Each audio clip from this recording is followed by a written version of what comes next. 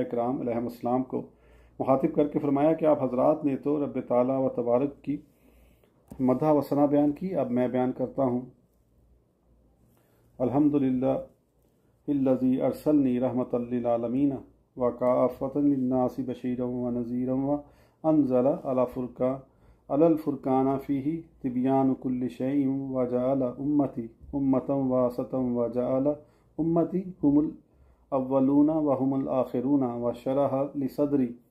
ووضع عنی وزری ورفع لی ذکری وجعلنی فاتحا وخاتما۔ ترجمہ: سب تعریفیں اس خدا کے لیے ہیں جس نے مجھے سارے جہانوں کے لیے رحمت بنا کر بھیجا ہے اور خوشخبری دیتا، ڈر سناتا ہوا، اور مجھ پر قرآن کریم نازل فرمایا جس میں ہر چیز کا بیان ہے، اور میری امت کو بہتر اور معتدل بنایا، اور میری امت ہی اول ہے اور وہی آخر ہے، اور اس نے میرا سینہ کھولا، میرا